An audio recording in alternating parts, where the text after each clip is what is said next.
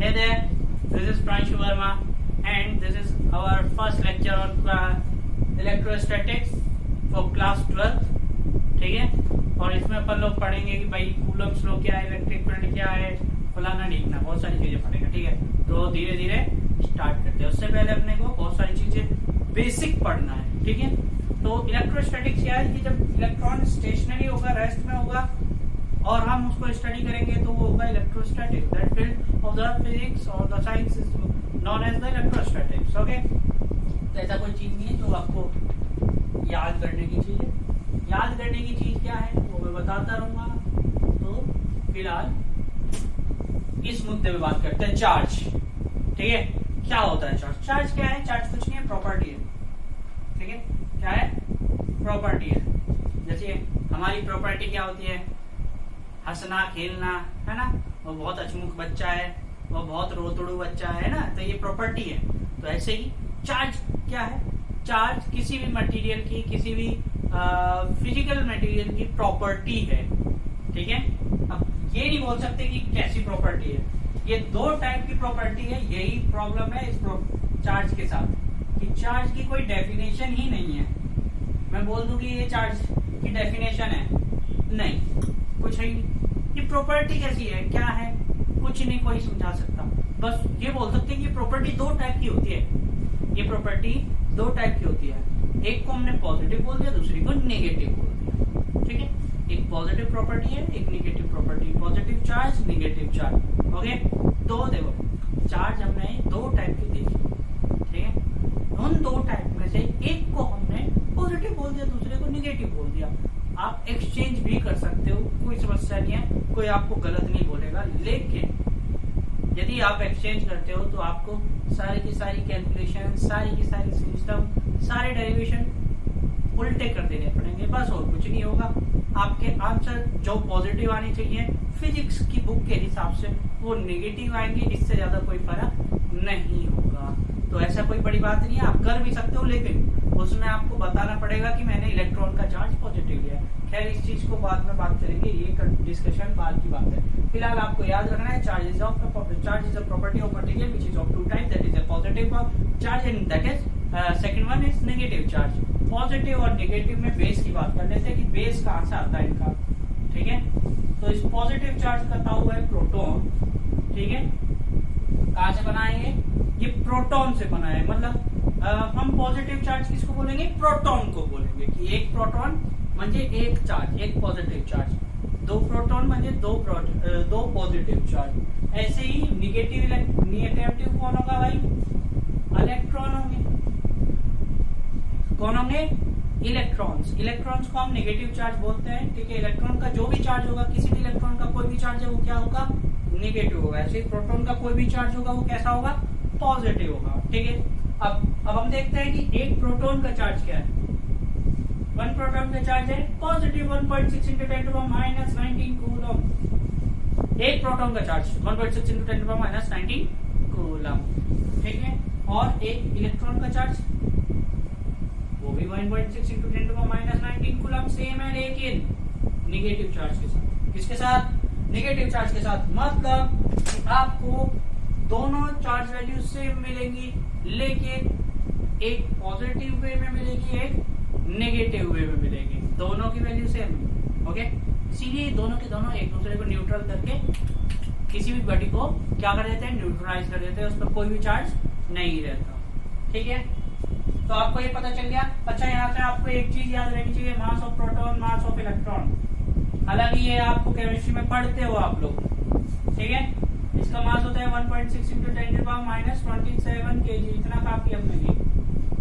ठीक, और इसका मास होता है 9.1 into 10 to the minus 31 kg. Minus 31 minus तक जाएगा. ठीक है, मतलब आप यदि बोलो देखो तो जो सही बच्चा होगा वो बताएगा कि इलेक्ट्रॉन का मास क्या होता है? कम है. प्रोटॉन का मास ज्यादा है. और कितना ज्यादा है? Almost 10,000 times. मतलब एक प्रोटॉन एक इलेक्ट्रॉन से 10,000 गुना ज्यादा भारी है.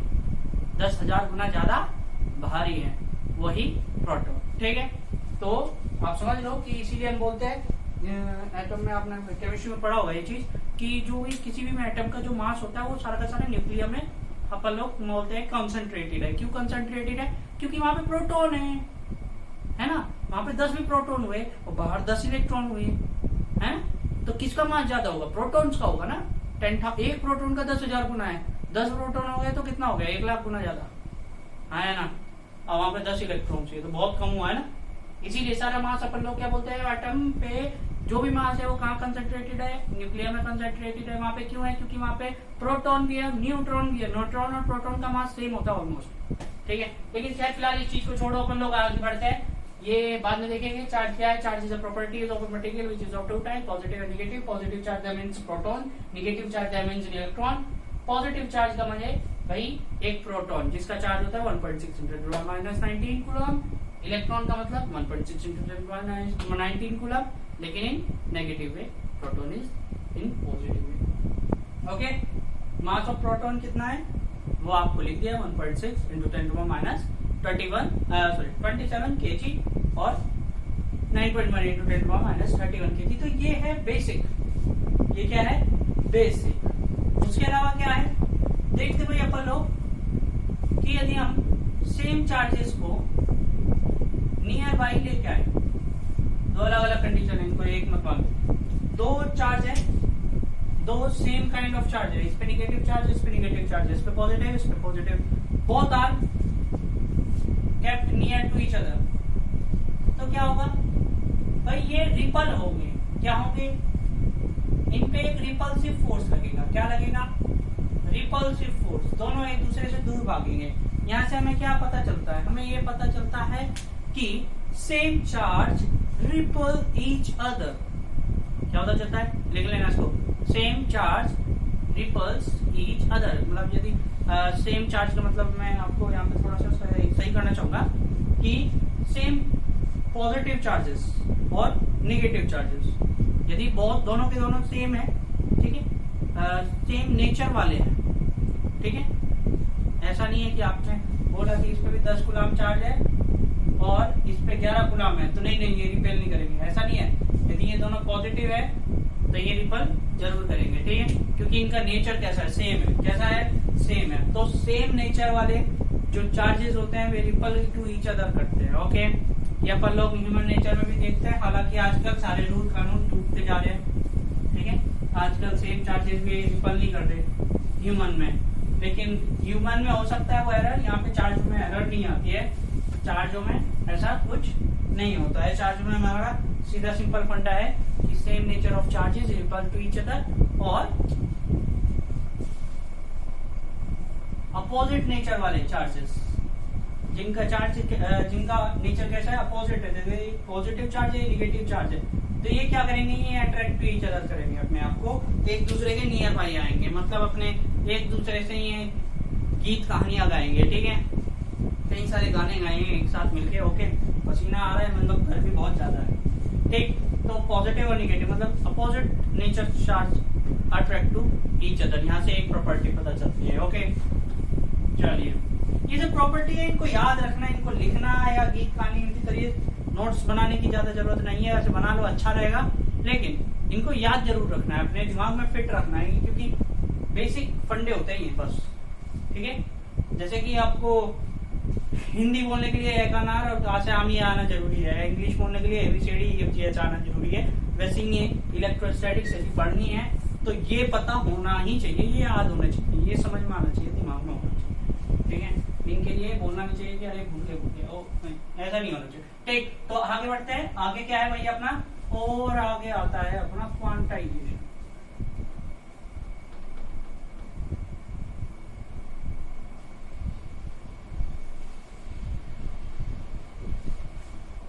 क्वांटाइजेशन, ठीक है।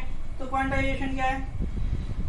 क्वांटाइजेशन एक सिंगल सबसे मेरे ख्याल से अभी जो आप पढ़ोगे ना इलेक्ट्रोस्टैटिक्स, सबसे आसान फॉर्मूला क्वांटाइजेशन का ही। क्वांटाइजेशन क्या होता है कि यदि किसी भी बॉडी पे चार्ज Q है तो उसकी वैल्यू डेफिनेटली N/E के इक्वल होगी। If there is a body which have charge Q, then the value of Q will be equal to the integer multiple of a charge on a single electron।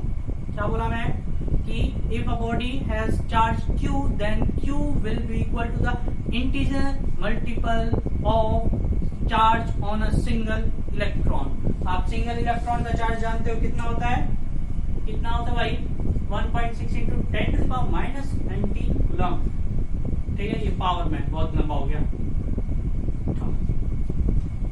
तो इसका 1.6 into 10 to the power minus 19 coulomb का integer multiple, integer का मतलब 1 2 3 4 5 6 7 8 ऐसे, ठीक है। तो इसके इक्वल होगा किसी भी बॉडी पे चार्ज, ओके। मतलब कोई रैंडम चार्ज नहीं हो सकता। आप बोलने लग जाओ 5 कूलम चार्ज, तो पॉसिबिलिटी है कब, जब ये किससे डिविजिबल हो, 1.6 into 10 to the power minus 19 से डिविजिबल हो, अब भी कैसे इंटीजरली, इंटीजर आए, एक इंटीजर आए 1 2 3, ठीक है, परफेक्टली डिविजिबल हो तो ही ये पॉसिबल है कि 5 कूलम चार्ज इज इन, क्या होता है उसको, नेचर, ठीक। यदि ऐसा नहीं है तो ऐसा भी नहीं है, ओके। ये समझ में आया। तो क्वांटाइजेशन आप लिख लो एक बारी, तो भाई क्वांटाइजेशन क्या होता है, क्वांटाइजेशन क्या कहता है कि भाई if there is a body which have charge q then q will be equal to the integer multiple of a charge on a single electron। तो क्या q equal to n into e where n is the integer and that is equal to 1 2 3 4 5 something, और ये क्या है 1.6 into 10 to the minus 19। अच्छा देखो एक बात याद रखना कि हम जो है पॉजिटिव और नेगेटिव चार्ज बोथ अपन लोग इलेक्ट्रॉन्स ही रिप्रेजेंट करते हैं। ऐसा नहीं है कि पॉजिटिव के लिए प्रोटॉन लगाएंगे या नेगेटिव के लिए इलेक्ट्रॉन लगाएंगे, ऐसा नहीं है, दोनों को सेम तरीके से हम रिप्रेजेंट करते हैं। लेकिन जब इलेक्ट्रॉन को पॉजिटिव दिखाना होता है तो पॉजिटिव इलेक्ट्रॉन लगा देते हैं, पॉजिटिव चार्ज दिखाना होता है तो हम पॉजिटिव ई लगा देते हैं, नेगेटिव चार्ज दिखाना होता है तो नेगेटिव ई लगा देते हैं। कोई बड़ी बात नहीं है, इनमें चीजों में कंफ्यूज नहीं होना है, जनरली हम लोग कंफ्यूज हो जाते हैं, ठीक है। तो क्वांटाइजेशन समझ में आया, ठीक है। यदि क्वांटाइजेशन समझ में आया तो एक क्वेश्चन मेरे को करके लिखो ना,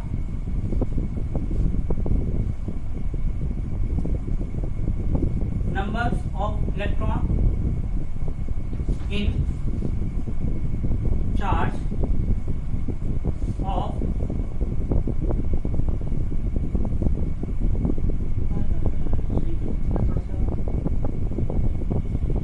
2.4 कूलम, ठीक है। ये क्वेश्चन आप लोग जो भी मेरा वीडियो देख रहे हैं, ये सब मेरा वीडियो देख के इस क्वेश्चन का आंसर मेरे को देना, कमेंट करना। कमेंट नहीं पढ़ पाया, वैसे तो पढ़ लूंगा मैं, मेरे पास टाइम बहुत है, ठीक। नहीं पढ़ पाया तो भी मेरे को व्हाट्सएप भी आप कर सकते हो, यदि आपके पास व्हाट्सएप नंबर होगा तो इसका आंसर मेरे को देने का। यदि समझ में आया तो नहीं आया तो मेरे को बोलने का, मैं समझाऊंगा दोबारा से, ठीक। आगे देखते हैं। अच्छा आप पोज लेके यहाँ पे स्क्रीनशॉट ले सकते हो, यहाँ पे कोई प्रॉब्लम नहीं होती है, जैसी जूम ऐप वगैरह में प्रॉब्लम आती है। यहाँ पे आप लोग पोज लो, ठीक है, पोज लेके स्क्रीनशॉट ले लो, या फिर धीरे धीरे चला लो, मेरी वीडियो को स्पीड कम कर दो क्योंकि मैं बहुत तेज बोल रहा हूँ शायद, है ना। हाँ तो आप मेरी वीडियो को थोड़ा स्लो करके आप धीरे धीरे भी सुन सकते हैं, ठीक है। तो क्वांटाइजेशन को आप समझ में आ गया होगा, Q equal to n into E. अच्छा मैंने कूलम के बारे में बात नहीं की, ठीक है। तो कूलम के बारे में मैं भी ज्यादा डिस्कशन नहीं करूंगा। कूलम क्या है, कूलम एक साइंटिस्ट है, ठीक है, जिसने चार्ज के ऊपर काफी स्टडी की, उसने फोर्स वगैरह के फॉर्मूले निकाले, इलेक्ट्रोस्टैटिक्स का आपको फोर्स जो पढ़ोगे अभी आगे उसका इसी ने करा, इसको एक ट्रिब्यूट दिया है, इसी के नाम पे चार्ज की यूनिट बना दी गई, ऐसा unit of charge is 1 coulomb, ठीक है। एक कूलम को अपन लोगों ने ऐसा यूनिट बना दी, तो इसमें कोई बड़ी बात नहीं होनी भी नहीं।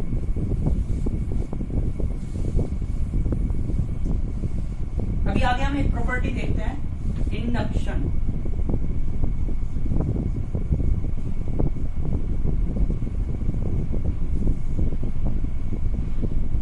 ठीक है, इसके ऊपर आप चैप्टर भी पढ़ोगे, इलेक्ट्रोमैग्नेटिक इंडक्शन, आगे जाके पढ़ोगे, अभी नहीं पढ़ोगे, ठीक है।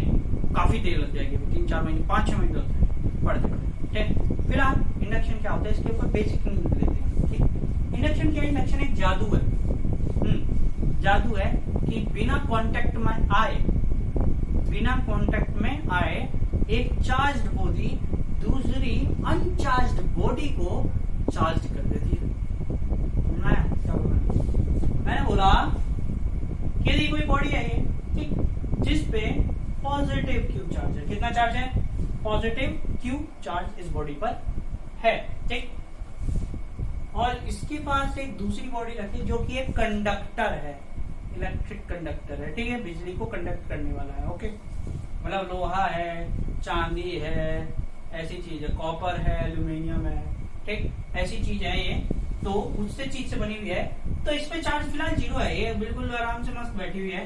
फिलहाल ये जो पॉजिटिव चार्ज है इसके पास आया, पास में आया तो कुछ बातें हुई, लेकिन दूर से, ठीक है, दूर से बातें हुई।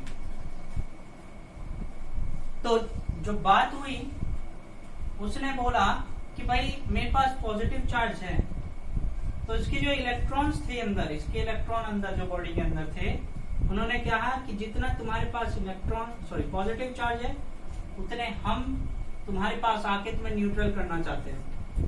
बट प्रॉब्लम यह है कि ये जो इलेक्ट्रॉन्स हैं ये बाहर नहीं जा सकते, क्योंकि बाहर कौन है? बाहर एयर है।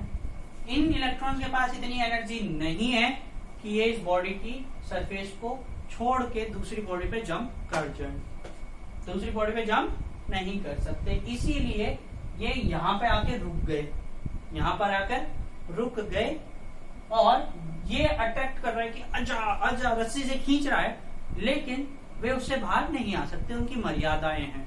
ओके, वो मर्यादाएं लांघ नहीं सकते, लिमिटेशंस उनके पास, उनको वो क्रॉस नहीं कर सकते। लेकिन ये निगेटिव इस तरफ आने के चक्कर में एक चीज हो जाती है कि जितने निगेटिव इधर आए, जितने निगेटिव इधर आए उतने ही पॉजिटिव इधर चले जाएंगे, जितने निगेटिव इधर आए उतने पॉजिटिव इधर चले जाएंगे, और इधर की सरफेस कैसी हो जाएगी? Positively charge. इधर की सरफेस कैसी हो गई? Negatively charge. और तीनों चार्ज, ये चार्ज, ये चार्ज, ये चार्ज, तीनों चार्ज मैग्नीट्यूड में इक्वल टू ईच अदर होंगे। सुन लो, 3 of these charges will be equal to each other in magnitude। Magnitude में तीनों के तीनों इक्वल होंगे, लेकिन इस बॉडी में जितना भी चार्ज अवेलेबल होगा वो अपने आप की अपनी सरफेस को छोड़ के नहीं जाने वाला। ओके, तो इसको मैं थोड़ा सा क्लियर कर देता हूं फिगर को। ये निगेटिव चार्ज, ये पॉजिटिव चार्ज, ठीक है।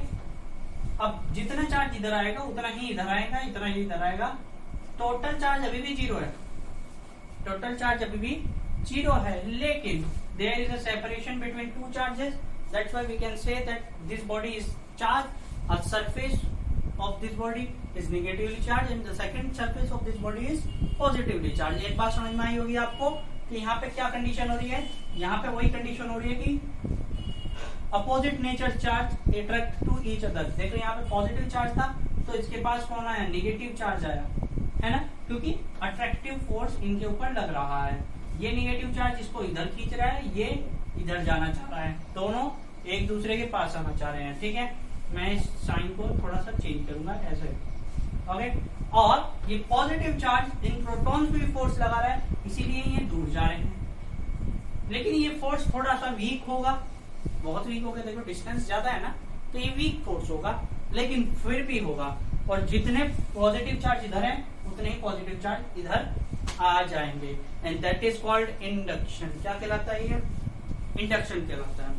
क्लियर होगा मेरे ख्याल से, समझ में आया होगा आप लोगों को कि जो इंडक्शन होता है वो क्या कहलाता है, कैसे होता है। फिलहाल अपन लोग यहीं पे स्टॉप करते हैं, ठीक है। अगले लेक्चर में हम इसको थोड़ा सा और पढ़ेंगे, आगे की स्टडीज करेंगे। फिलहाल के लिए धन्यवाद, थैंक यू।